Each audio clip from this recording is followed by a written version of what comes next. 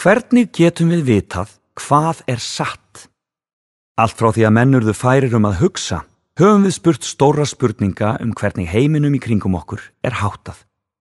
Sumir hafa haldið að til sé annar veruleiki handan þess sem við getum skynjað með þessum venjulegu skynfærum okkar. Yfirnáttúrulegur heimur þar sem finna má drauga og álfa, guði og ára. Þetta fólk hefur verið þeirra skoðunar að hægt sé að sækja þekkingu í þennan heim með yfirnáttúrulegum opinberunum, spámannlegum sýnum eða í bókum sem voru skrifaðar með guðlegum innblæstri. Aðrir hafa talið að við lærum best með því að fylgjast gaumgæfilega og í smáatriðum með heiminum í kringum okkur, móta þannig hugmyndir af hverju hlutir hegða sér eins og þeir gera, prófa þessar hugmyndir með tilraunum, fínstilla þær í ljósi reynslunar og prófa þær svo aftur. Af öllum þeim aðferðum sem menn hafa reynt að nota til að komast að því hvernig heimurinn virkar, hefur gefist best að skoða umhverfið, gera tilraunir og meta tilgátur í ljósi gagna.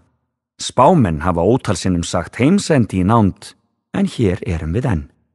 Í fornum helgiritum eru lýsingar á alheiminum sem reynst hafa kolrangar.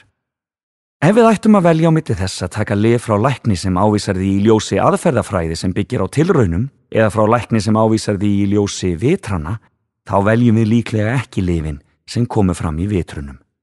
Vera má að okkur tækist aldrei að vita allt, en það hefur margsannað sig að prófun tilgáta í ljósi gagna er áreiðanleg leið til að öðlast hvers konar þekking á því hvernig heimurinn virkar.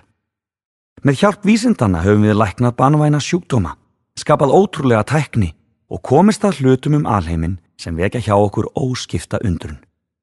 Þegar við viljum komast að því hvað er satt og hvað er rangt, er ekki til nein betri leið.